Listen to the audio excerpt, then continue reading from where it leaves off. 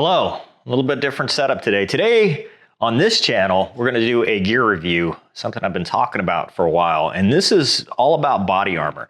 I'm not an expert, and I'm not gonna claim to be an expert, but I wanted to talk about kind of the evolution of the body armor that I use, because as you know, I'm a reserve deputy, so road certified, go out and do patrol. So body armor is kind of important, especially in this day and age. So I have changed what I wear over the years, and starting with this right here that I got at a gun show. So I bought this. This is a point blank system, level 3A. Got this in Miami when I lived down there. I was at a gun show and I was like, yeah, okay, sounds good. Little did I know when I started as a reserve deputy that I would need it, because they did not at the time issue plates or body armor of any kind to reserve deputies. I think even the full-timers, we didn't get the grant at that point. So they were like, hey, you got to buy your own. So I already had this one and I wore it for a while. In fact, probably too long, because what they ended up issuing us were these. I don't have the carrier, but they issued these level 2 plates, and I wasn't a big fan of level 2, and I didn't like how it fit, because at the time we were wearing tan uniforms and everything was concealable. We didn't wear the plate carrier, which I'll talk about here in a second. So we didn't have that, and this is what they issued. And when I first got it, I was like, yeah, I'm not a big fan. So I kept wearing this, even though it was expired for a while, which I don't recommend doing. It was more comfortable, and I thought it offered greater protection for us. So that's kind of the first two things I did for as far as concealable goes. Then what happened was the sheriff was awesome. And by the way, none of this is sanctioned or anything. I'm not going to talk agencies or anything like that. Said, hey, you guys can start wearing outer carriers. And they started actually ordering outer carriers. Well, because reserve, doing this as a volunteer, I went ahead and bought my own, because I didn't want to wait, because I wanted to take some of the weight off my duty belt, which we can talk duty belts and stuff in a later episode. So this is one I bought. Initially, I put these plates in it because that's the ones they had issued. So originally I had these point blank level 2 body armor plates, but I'll talk about what I switched to. But the basic carrier, this is an outer carrier, takes a lot of the load off of the vest itself. You can see I've got the collar mic there. All the holsters and stuff I paid for. Obviously the taser is the only thing that's not, but handcuffs I bought, taco pouch, little light that you can use as an interview light at night. Extra mag carrier, that's for your radio, tourniquet, pepper spray for dogs mostly. And that's it. So what kind of plates these are, I bought these not too long ago, actually. I got these, one of the guys on my shift was using this, and this is a Safe Life Defense level 3A plus. So the thing about the plus, it does weigh a little bit more. It's a little bit heavier. When I have everything on, it's about 30 pounds.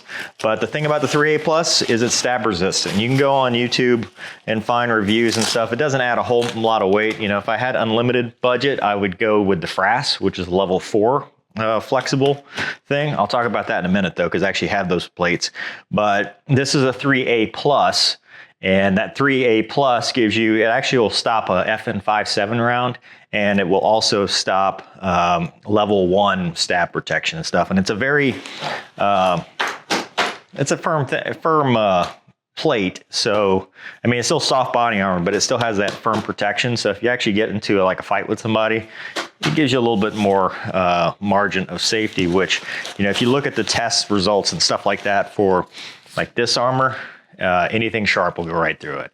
You don't get much protection with it, and it's level 2. Now, granted, level 2, it's about as good as you need. You know, most street encounters are 9mm, 380, something like that. But this added protection, it'll get the 9mm, the plus P round, 44, 45, and then, like I said, that limited stab protection, which I think is a good thing.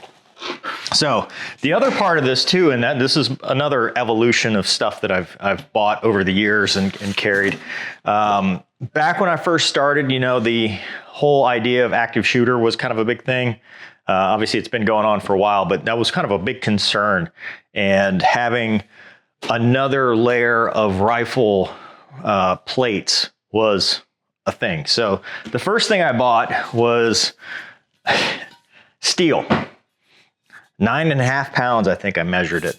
Level 3 plates, pretty heavy, not very nice, pretty cumbersome, but still gives you good protection against a rifle round. You throw it over, at the time we were in concealable vests, so you just throw it over that.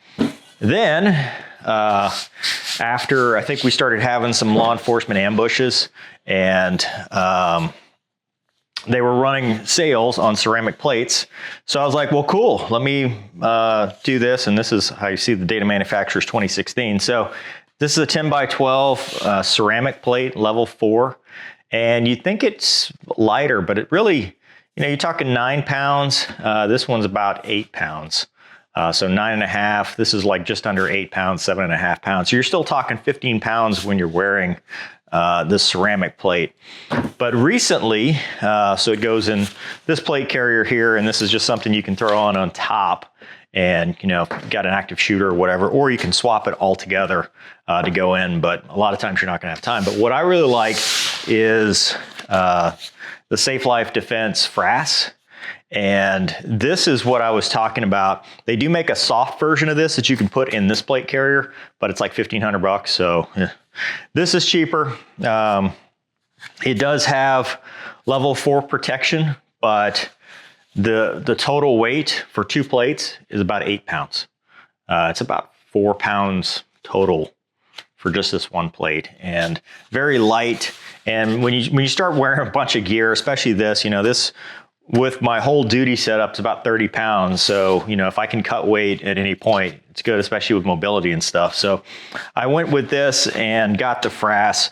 The Frass gives you level 4 protection for rifle rounds and everything you need. Plus it also gives you stab protection too. So that's a big thing, because knives are a problem. But anyway, this goes in this one. I think there's a way to put it in here, but the easiest way is just to put it in a carrier and go from there. So anyway, that's my short review on kind of the setup that I use. Like I said, I'm not an expert. I've been doing this for about 8 years.